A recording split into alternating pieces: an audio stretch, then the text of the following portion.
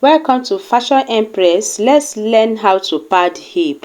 I recently uploaded this dress, so this is the hip padding of this dress. As you are watching my video, like my video, share and subscribe. Let's get started. This pattern you can see on the table with tape on it is the front pattern which I used for creation of this hip padding. The dart you can see has been replaced. Now I did not add allowance on this pattern, as in the round waist extra allowance or the round hip extra allowance. Just the measurement of the round waist and the hip waist that I use in making this pattern. Now I have the waist length, the vertical hip length and the knee length with extra allowance for folding. So I'm going to minus the half length of the dress that have this skirt part. When I made the upper part, the half length was 17 inches, but due to the side dart of 1.5 inches, I am going to minus the half length of this hip padding skirt to be 15.5 inches. So what I'm going to do is to minus 15.5 inches from the tape. So the remaining one, I'm going to start from there to make this pattern. So I'm going to mark this line 19 inches. It means that I came down by 3.5 inches. So I'm going to bring a red marker to continue with the markings. So from the waistline to this place is 3.5 inches. I'm going to rule across this and I will place the tape so that you will see it. So here is 3.5 inches. So I'm going to come to this hip line. Now the place I wrote hip is the center of this pattern, while this other side is the side you will join with the back. Okay, so I'm going to go in from that side to this place. You see me marking red pen by 5 inches. So I'm going to come to the knee line. I will step up by 2.5 inches. The side where I will join the front and the back together, I will step up by 2.5 inches. So I'm going to connect this point. You see me pointing, and this 5 inches point and the 2.5 inches point with my free hand. I'm going to connect them together. So you can use pattern master to connect this. Okay, so I'm using my free hand. So this is the front. After connecting this, I'm going to keep it aside. I will bring the pattern for the back. Okay, now you can see my zip allowance. Remember that in the front I stepped down by 3.5 inches. Here I'm going to step down by 3 inches. Okay, so I'm going to rule across this way. After ruling across this way, I'm going to show the zip allowance space that I added. So here I added 1.5, while here is 1 inch. This is a way of eliminating zip bulge. At the knee line, I also reduced the zip allowance space by 0.75. So I'm going to come from this zip side. I will go in by 1 inch. See where I place my tape? I go in by 1 inch. Then from this 3 inches line, I will go down by 13 inches. Now this, from that line to this, is my underbutt. The underbutt of this skirt I'm making is 13 inches. So from this underbutt, I'm going to just indicate the line very well. So from that underbutt, I'm going to go in by 4 inches. Okay, from here I go in by 4 inches. Then after going in by 4 inches, here I'm going to step up by 2.5 inches, just like the way I did in the front. So I'll step up by 2.5 inches. So I'm going to connect this point to see me pointing together. So I'm using my free hand to connect this.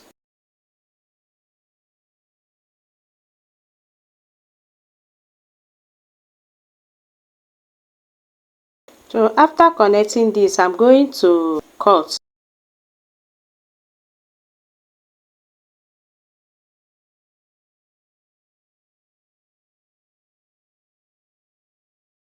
So I'm going to write here up and here down to indicate that this is the up and down, and this also zip going towards this, showing that this is the zip side and the other side is the side. Okay, I will also write the front up and down, and here center, showing that this side is going towards the center. So I'm going to cut and use this to cut the foam that I'm working with. The size of this foam is 1/2 inch foam. Okay, this foam is 1/2 inch. I believe you can see it. So I'm going to use this pattern to cut on this foam. Added the allowance all around this. Then I'm going to trim this pattern. So it's good to trim so that it can give it a good shape. If you do not trim this, the foam will be bulky at the edges and you will not like the fit. So just trim the edges, make it in a way that it will be slopey. Okay, then after trimming, I'm going to pad this foam with hairstay. I padded it with hairstay. Okay, so the front and the back I covered it with hairstay. So just cutting the hairstay. So remember that this bigger foam is the one that will be at the buttons at the back, while the smaller one will be in the front. So after padding this, just iron it. That's done. Then after that, I'm going to bring this pattern so that I can know how to join this. So this is what I have after placing it. So look at the place I'm going to join together. Like I said, this is the center and the zip side. So I'm going to join here and here together. So I will remove this pattern and join them together like this. So after joining them together, I'm going to sew round this multiple times. Okay, this is to flatten that side as well. So after sewing this is what I have. You can see how the pad is looking. Okay, so this is it. I'm going to bring the skirt part. I've got ahead to use the pattern to cut the skirt part before modifying it for the hip padding. So here is the zip allowance space. At the waist, I have cut off the waist measurement plus 1 inch extra allowance. At the hip, I have cut off the hip measurement plus 1.5 inches extra allowance. The extra 1/2 inch at the hip is to accommodate the hip pad. At the knee, I have cut off the hip measurement minus 1 inch plus 1 inch extra allowance. This is the down part. Next thing I'm going to do is to join the skirt parts. I'm going to join them like this, the way you see me doing. Right side touching the right side. I will join this side and leaving the zip allowance side. Okay, I'm also going to join the lining. So here is the zip allowance side that I'm going to leave after joining. So after joining the lining and the main material, this is the lining. I'm going to bring the pad from the waistline. I'll step down and mark 3 inches. Okay, at the side of this skirt part of the lining. So I open the side and I will place this pad. Okay, I'm going to place this pad like this. Use pin to secure here. If I go over to machine, I will sew the center, opening the same allowance of this lining. I will sew the center, then I will sew all around. While sewing, I'm going to press this foam like this and stretch the lining so that it will not squeeze when I'm sewing it. Okay, I will attach this side of the pad as well. So you see why it's good to indicate the upper part of the pad. So I will pin it like this. I will sew all around.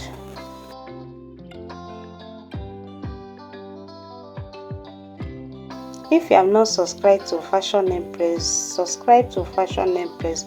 There are a lot you are going to gain from Fashion Empress tutorial. Then I have uploaded the upper part of this dress. You can watch it after watching this.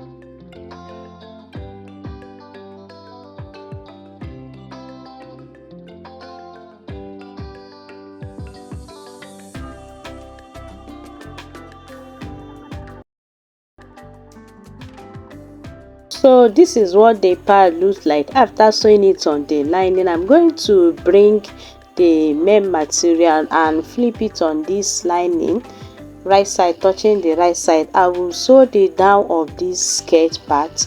I will sew the side. So the side I'm going to sew is the zip side. Then after sewing it, I'm going to fold it like this. I will indicate where my zipper is going to sit, and I will sew from the down here to the point where my zipper is going to sit. Okay, then I'm going to shape. So this is where my zipper is going to zip. Then I'm going to mark half of the waist measurement, then I will mark half of the hip measurement here.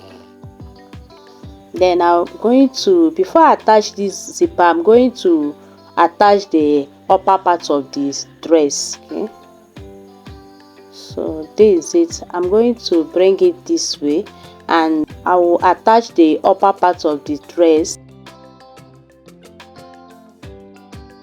So I will indicate the center of the skirt and the center of the upper part.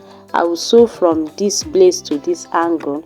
I will sew from this center to this other angle.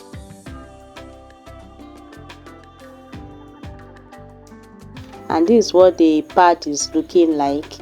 This dress is for somebody. Okay, if you find this tutorial helpful, please subscribe to Fashion Empress channel. Thank you for watching. This is where I got my inspiration. Thank you.